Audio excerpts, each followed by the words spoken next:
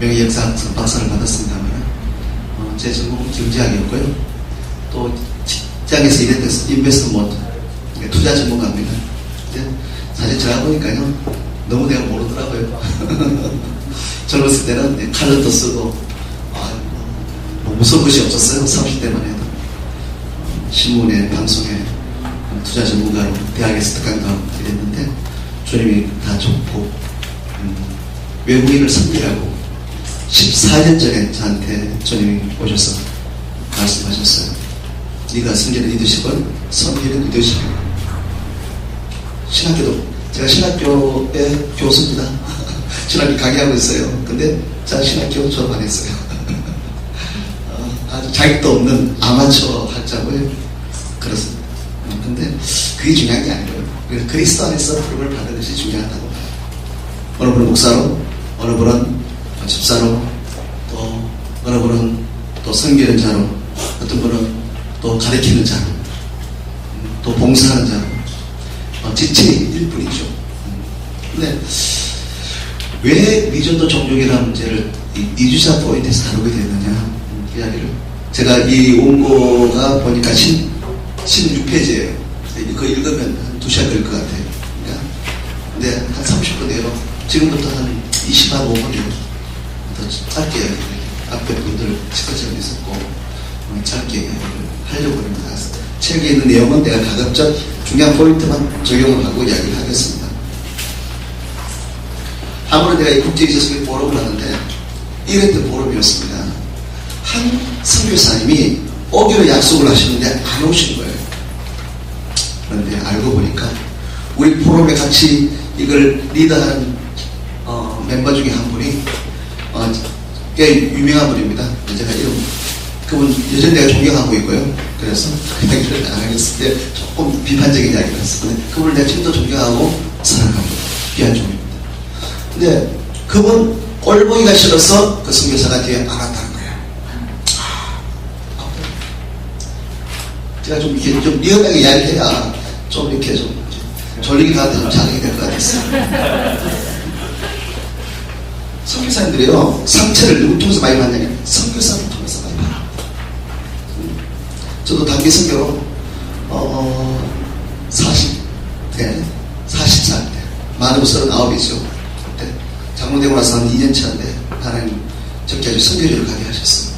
그래서 만 7개월 동안 단기 선교사로 근데 레귤러 선교사도 똑같이 목사님, 사역자분들 똑같이 그렇게 사역을 같이 했었어요. 어디로 가냐면 필리핀에 갔었어요. 저도 보면 그런 좀 연패될 수도 있는데 꼭 제가 필리핀에서 사역을 했다고 꼭 그런 건 아닙니다. 근데 그 당시에 루이스와 도리시 부시 두 분입니다.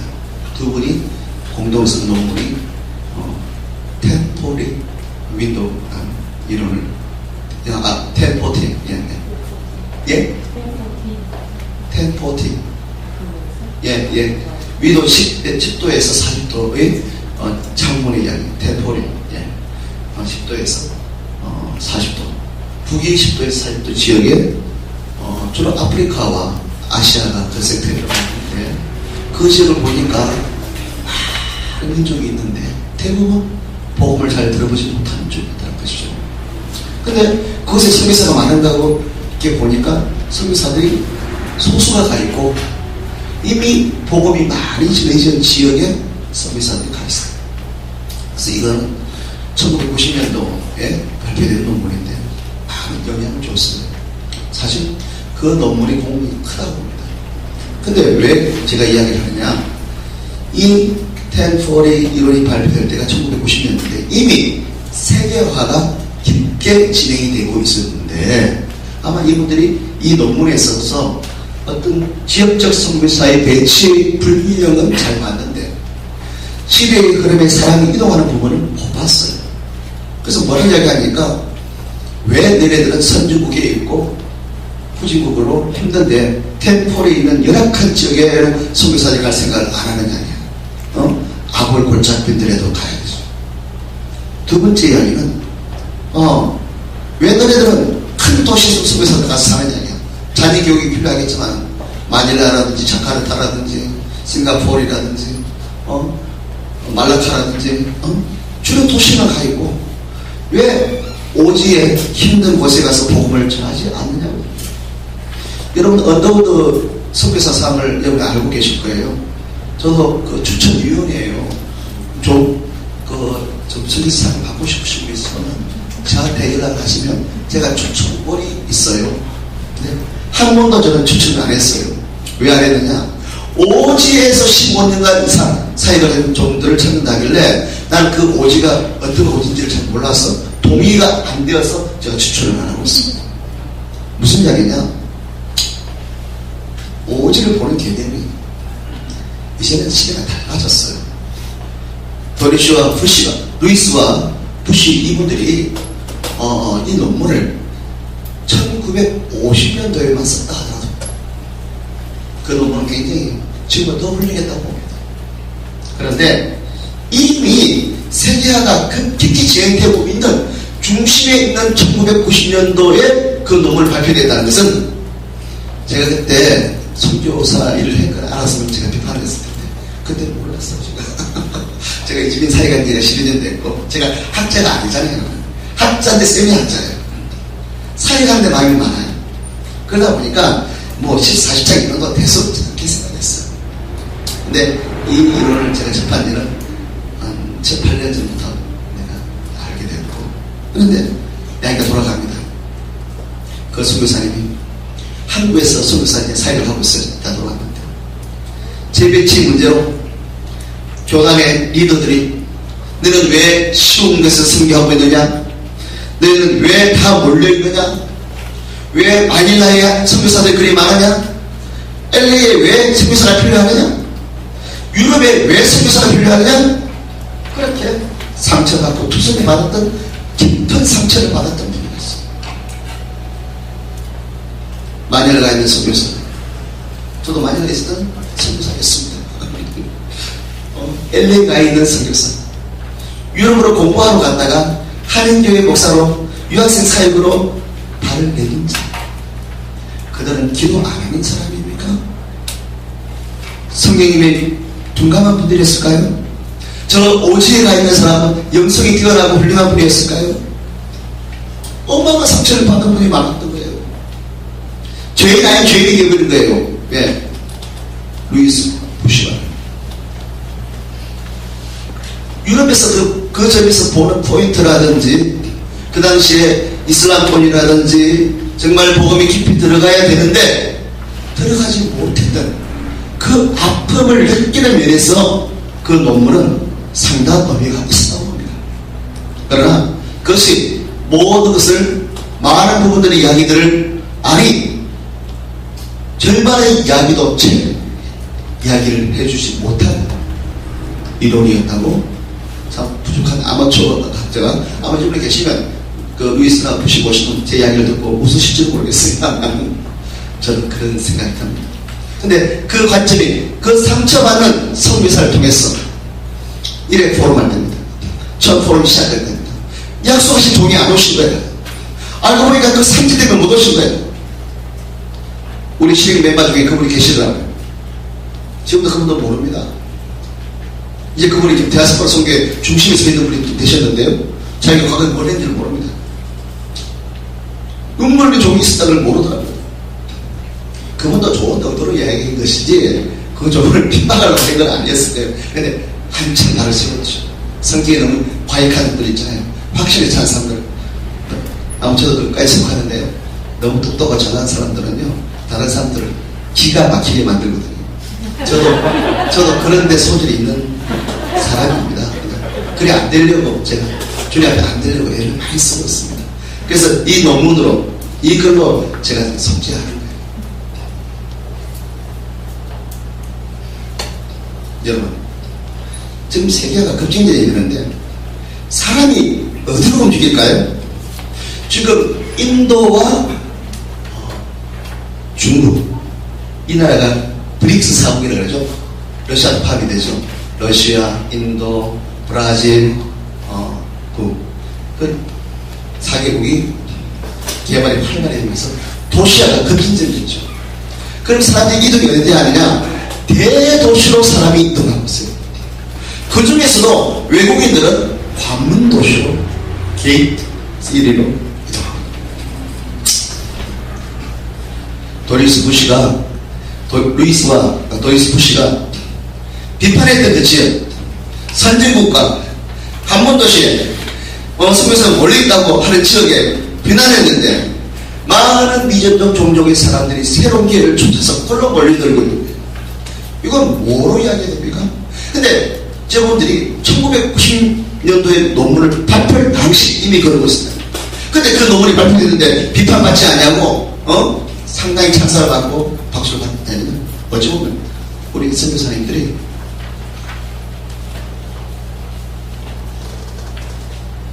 실력이 부족하다. 조금 더 못되게 이야기를 해야 되겠습니다. 실력이 부족하다. 영성이 부족한 게 아닙니다. 물론 아마 루이스나 도리스 부시 그분이 이야기하고자 한다면 아마 내가 이 비판하는 면을 다른 면에 더 깊은 면이 있을 거예요. 제가 그 부분을 좀 간과하고 단지 우리가 좀 디아스포라 마이그런트 미션하는 관점에서 보다 보니까 제가 좀 강조된 거라고 여러분 양해를 해주시기 바랍니다. 내가 감히 그 대학자들한테 그렇게, 그러니까 뭐 철부지니까 이런 이야기를 한다. 근데 아마 그분들이 이제 앞에서도 이제 그 이야기 할 것 같아요. 우리 무식한 사람들 용감하거든.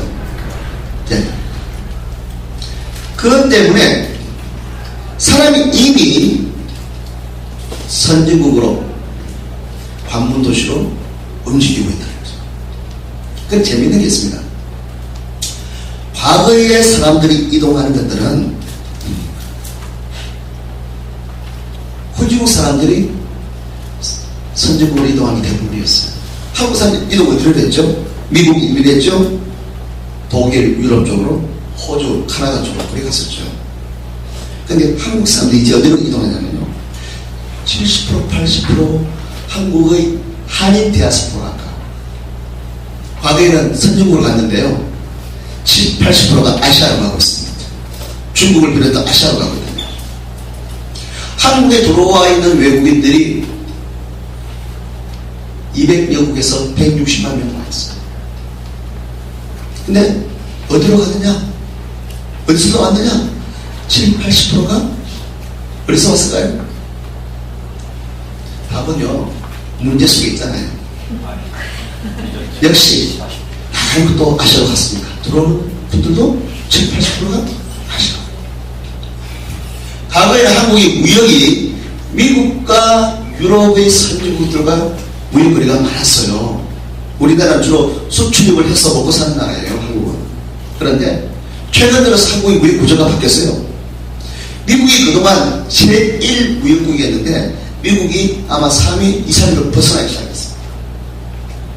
가장 많이 거래되는 데가 중국을 비롯해서 아시아 섹터의 무역거래가 거의 한 70%가 아시아와 무역을 하고 있어요, 한국이. 바뀌었어요. 그러니까 사회의 어떤 흐름이 바뀌고 있는 거죠. 하여튼 우리 대한민국은 좀 잘 사는 나라예요, 아시아에서. 그 다음에 한국은 우리나라에서도 저출산이에요. 3대 쪽으로 말할 것도 없고요. 젊은이들이 한쪽에서 대학을 많이 나와서 일자리가 부족한 면이 있지만 좀 어려운 일자리가 있는 부분들은 계속해서 사람 일자리가 부족한 사회예요. 경제개발을 서포팅하기 위해서는 부족해요. 그러다 보니까 우리나라는 사람들을 받아들이는 송입국이에요. 송출국은 사람을 보내는 곳이잖아요. 물론 일반적이지는 않습니다. 인도도 사람을 받아들이고 보내고, 태국도 사람을 받아들이고 보내고, 한국도 사람을 받아들이고 보냅니다. 그런데 더 나은 기회를 쫓아서 한국에 사람들이 오게 됩니다. 근데 또 저출산이에요. 근데 한국 정부가요, 한국 사람들이요, 굉장히 폐쇄적인 것 같죠? 저는 아니라고 봅니다. 희한하더라고요.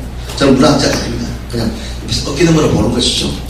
일본이라는 나라는 문화적으로 굉장히 오픈 마인드입니다.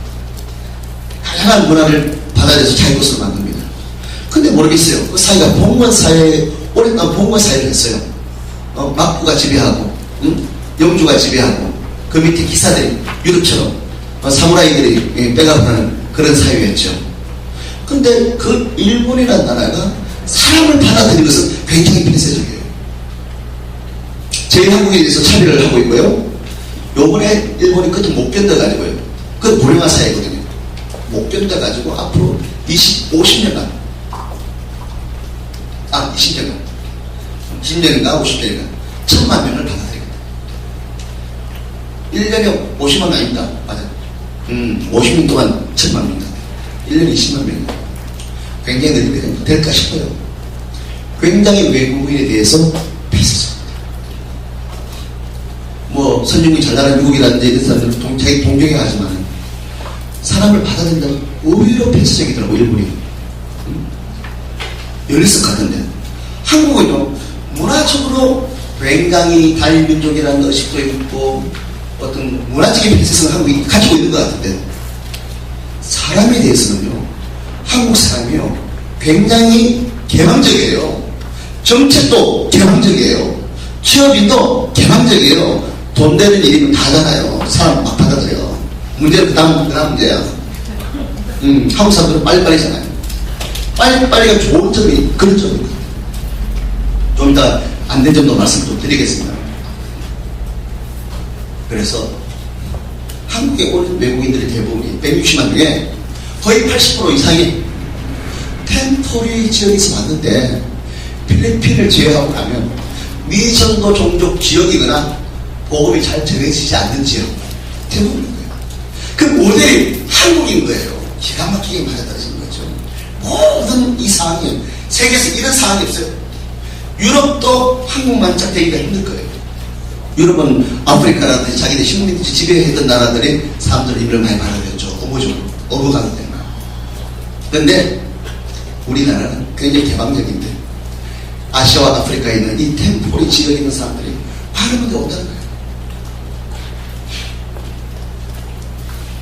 여러분 이제는 선교적 오지가 어딘지 복음이 어떤 관점에서 전해져야 되는 것인지 그래서요 아마 루이스와 호시가 다니엘서 12장 3, 4절만 읽었어도 이런 에러는 좀 덜 했지 않았을까? 좀 더 좋은 이론이 되지 않았을까?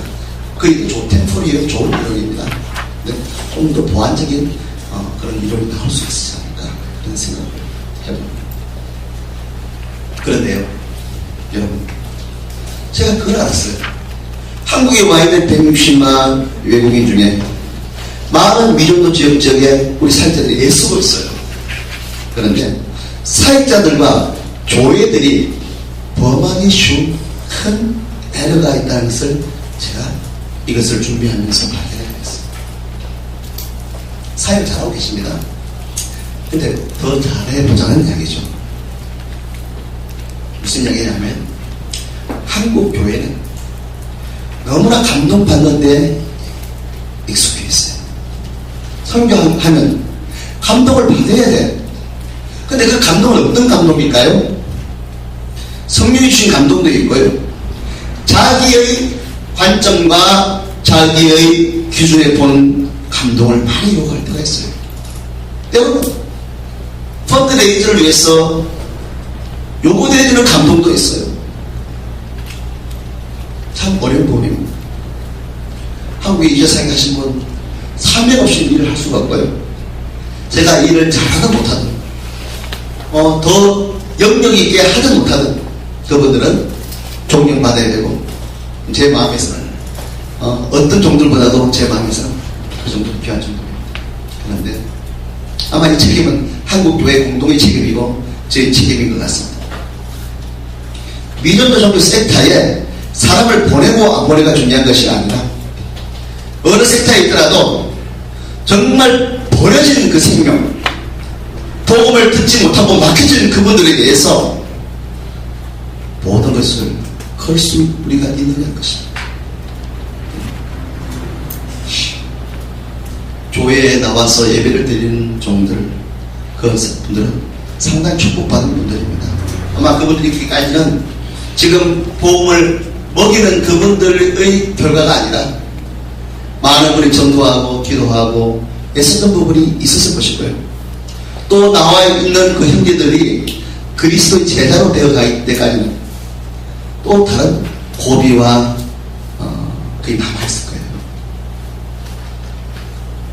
미전도 종족에 대한 성경, 한국에 와 있는 외국인 권리자 성경, 몽골교회는 좀 예외가 다릅니다. 되게 다민족 교회들이 많이 있어요. 국가별로. 그래 하다 보니까 예를 들면 태국 교회가 있다. 여기 혹시 태국에 사역하는 계신지는 모르겠습니다. 태국에는 최대의 미전도 종족이 타이족이에요. 미얀마는 버마족이죠. 미얀마족이죠. 그런데 많은 소수민족들은 식민 지배하에 있어서 그나마 유럽 세력들과 기독교의 등 나라들과 관계가 괜찮아서 그런 관계도 있어요. 많이 보고마가 되는데 이런 과거의 중국, 지금은 많이 좋아졌습니다만 타이족, 미얀마족 많은 놈들은 서구 선교사에 대한 그런 엘러지 반응, 그러면서 그 나라 보고마